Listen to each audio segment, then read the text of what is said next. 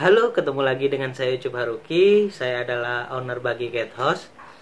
Saya ingin menjelaskan tentang kucing Persia medium yang biasa saya lepas adopsikan di Cat House kami.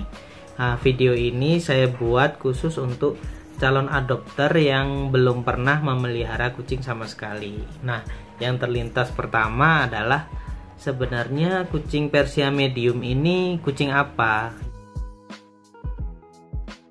Jadi kucing Persia medium ini adalah kucing yang tidak benar-benar kucing ras gitu. Artinya kucing ini adalah hasil silangan dari kucing Persia yang sudah disilang biasanya dengan kucing domestik, sehingga secara anatomi dibanding kucing Persia yang sudah diakui saat ini itu tidak benar-benar sesuai gitu. Misalnya kucing Persia itu sebenarnya ciri-cirinya adalah hidungnya pesek seperti gambar ini, bisa lihat di gambar ini. Ini adalah kucing Persia.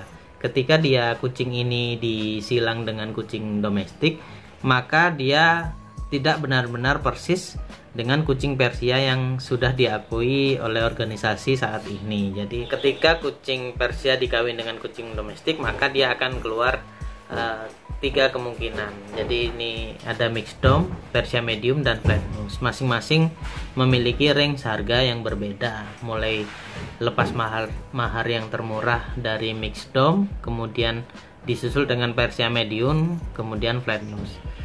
Jadi bisa saya jelaskan di sini bahwa mixed dom ini ketika dikawin dengan Persia medium, dia cenderung genetiknya lebih dominan ke kucing kampung atau kucing domestik.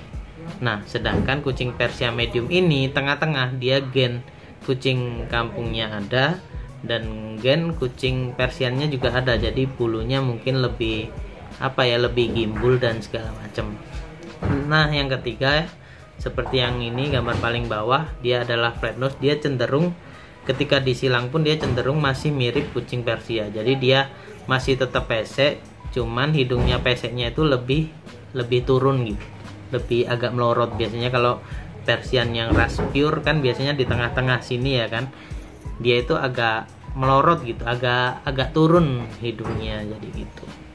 Kucing Persia medium ini kalau di wilayah saya di daerah Malang itu sangat banyak diminati oleh kalangan cat lover yang memang baru benar-benar mengadopsi kucing, karena memang perawatannya cenderung lebih mudah daripada kucing yang ras pure Persia gitu. Karena secara logika kucing Persia itu bukan kucing yang berasal dari Indonesia. Jadi habitatnya bukan di sini sebenarnya. Jadi cenderung lebih susah dan lebih rentan soal kesehatan dibanding kucing Persia medium.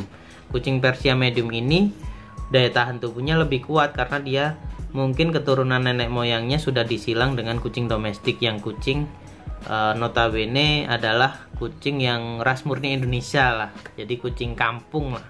Jadi setelah disilang dengan kucing kampung, genetiknya bercampur, jadi daya tahan tubuh kucing Persia medium ini cenderung lebih kuat gitu. Apakah perlu divaksin? Sebenarnya semua kucing harus divaksin karena memang ada beberapa penyakit yang sangat ditakuti oleh para breeder atau para cat lover yang sudah lama memelihara kucing, karena virus ini bisa sangat menular kepada kucing yang lain, seperti ada kaliki dan ada panle. Nah, panle ini saya pernah mengalami. Jadi satu ekor kena panle itu langsung 5 ekor meninggal beberapa hari setelahnya, langsung menular. Akhirnya saya mengisolasi diri, saya tidak menerima tamu dan tidak menerima lepas adopsi kucing lagi dalam jangka waktu yang sudah saya tentukan untuk memastikan bahwa benar-benar virus ini sudah tidak ada di rumah. Jadi seluruh rumah saya semprot, saya steril dan segala macam guna untuk membunuh virus yang ada di rumah gitu. Jadi saya tidak mengadopsi kucing dan juga tidak melepas kucing, takutnya mereka juga terinfeksi virus tersebut. Makanya Menurut saya vaksin ini tidak pandang bulu, kucing apapun sebenarnya wajib divaksin. Cuman karena kebanyakan kendalanya harganya yang cukup lumayan bagi kalangan tertentu, banyak kucing Persia medium ini yang jarang divaksin, rata-rata jarang divaksin. Nah, kemudian pastikan juga kalau misalnya tidak adopsi di tempat saya, di cat house kami, pastikan kalau memang kucing yang mau diadopsi sudah vaksin, pastikan bukunya juga masih ada. Jadi harus benar-benar ada bukti vaksinnya gitu. Kalau cuma bilang oh ini sudah divaksin tapi nggak ada buku vaksinnya, itu juga sangat meragukan. Jadi pastikan itu juga.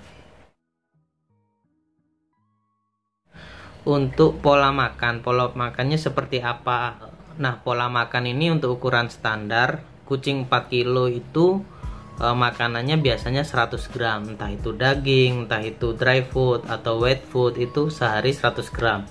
Jadi kalau misalnya adopsi kucing dari rumah saya itu rata-rata kucingnya kan masih kitan, masih kecil, kurang lebih 3 bulan, itu pun kucingnya nggak sampai 1 kilo beratnya, biasanya itu cukup diberi 25 gram sehari saja. Jadi biar nggak terlalu banyak. Selain itu juga makanan, misalnya makanan dry food itu saat ditaruh di tempat makan itu aroma bau makanannya biar tidak hilang gitu. Jadi karena bau makanan tersebut itu juga cukup memancing gairah nafsu makan kucing. Kita terlalu mengasih makan terlalu banyak salah, terlalu sedikit juga salah. Jadi ukurannya segitu. Jadi ukuran makannya itu 4 kilo kucing 100 gram makanan, entah itu daging, dry food atau wet food. Biasanya setelah adopsi kucing dari rumah kami, biasanya kan adopter itu mengeluh, entah itu kucingnya rewel atau meong-meong, entah nggak nafsu makan. Itu adalah biasanya proses adaptasi ke tempat baru. Jadi ada juga yang seperti ini, misalnya kucing nggak mau makan setelah diadopsi. Nah, padahal adopternya itu sudah ngasih makan, tapi makannya itu terlalu banyak gitu, ngasihnya gitu. Padahal dia masih kecil, masih kitten. Tadi saya bilang ukuran makannya kan 25 gram untuk kucing yang kurang dari 1 kilo, tapi dia ngasihnya banyak banget gitu kan. Jadi seolah-olah kucing ini tidak mau makan, padahal dianya yang terlalu ngasih banyak makanan seperti itu. Jadi harus benar-benar detail gitu loh.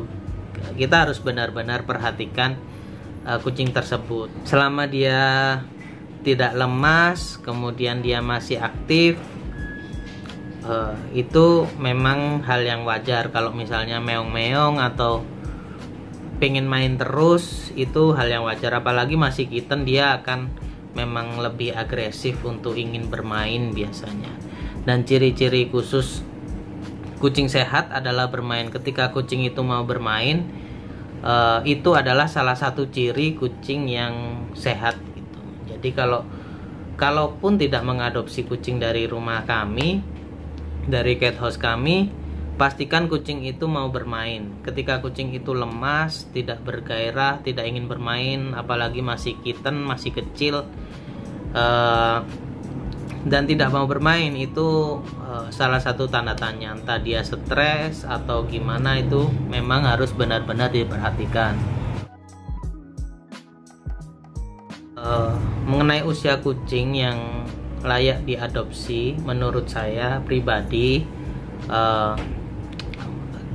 usianya adalah sekitar 3 bulan. 3 bulan ini usia yang menurut saya cukup lah untuk diadopsi. Misalnya lebih muda lagi, apakah boleh? Kalau menurut saya tergantung situasi dan kondisi kucingnya tersebut. Apakah kucingnya itu kurus atau gemuk? Apakah dia aktif atau lemas? Kalau dia kurus, saya tidak sarankan untuk mengadopsi kucing tersebut kalau di usia kurang dari 3 bulan. Tapi bukan berarti nggak boleh juga gitu.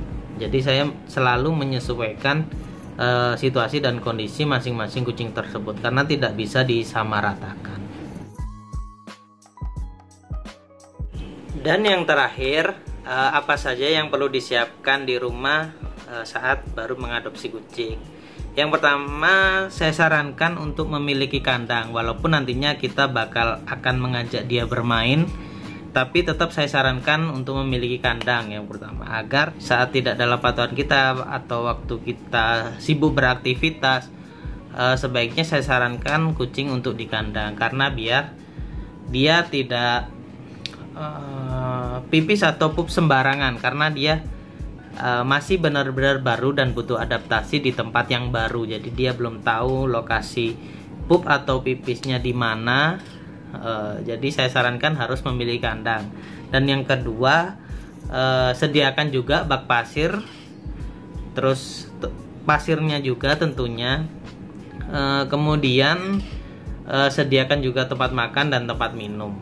Jangan lupa juga untuk memberi atau membelikan mainan teaser untuk bermain, biar dia suka nyakar-nyakar. Itu juga meningkatkan percepatan adaptasi kucing tersebut. Jadi makin dia senang nyaman di rumah yang baru, maka dia akan lebih cepat adaptasi. Soalnya karena kita nggak tahu juga, masing-masing kucing itu punya karakter tersendiri. Jadi kita nggak bisa samaratakan. Ada yang bisa langsung akrab dengan adopter baru, ada juga yang masih galak karena belum kenal gitu. Cuman rata-rata kucing yang adopsi dari cat house kami rata-rata semuanya jinak. Belum ada ya sampai saat ini yang sampai galak atau kena cakar segala macam, itu belum ada. Dan kucing dari cat house kami pasti juga sudah melalui perawatan yang intens dan terlatih lah. Kukunya juga sudah kita potong dan sudah kita grooming bersih. Kalaupun misal ada minus, itu pun sudah pasti saya sampaikan di awal bahwa kucing ini kondisinya seperti ini. Misalnya ada jamurnya sedikit atau mungkin ada kutunya sedikit, seperti itu. Jadi untuk calon adopter, sebaiknya kita lihat dulu range budget yang akan dikeluarkan untuk mengadopsi kucing. Kalau misalnya budgetnya sekian, maka nanti kita akan sarankan, bapak atau ibu lebih cocok mengadopsi kucing ini karena harganya sekian, terjangkau atau gimana gitu. Atau misalnya jika bapak atau ibu ingin mengadopsi kucing yang memang benar-benar ras, kita bisa bantu mengarahkan ke tempat yang kucing yang ada sertifikatnya atau biasa disebut cattery. Jadi tempat-tempat ini adalah tempat yang legal. Jadi memang beli kucing nanti ada sertifikatnya. Jadi kucingnya itu ada keturunannya, bapaknya siapa, ibunya siapa, neneknya siapa, kakeknya siapa, buyutnya siapa. Jadi ada bisa dipertanggungjawabkan untuk kemurnian rasnya gitu. Kalau ingin benar-benar ingin beli kucing yang seperti itu, kita bisa arahkan ke sana. Namun untuk saat ini kami masih melepas adopsikan kucing yang tidak bersertifikat atau non pedigree. Sebelumnya saya disclaimer dulu bahwa video ini saya buat adalah pure pengalaman saya pribadi serta konsultasi bersama teman-teman organisasi kucing dengan orang-orang yang berkompeten soal kucing dan bertahun-tahun sudah memang breeding kucing, hingga konsultasi bersama dokter juga.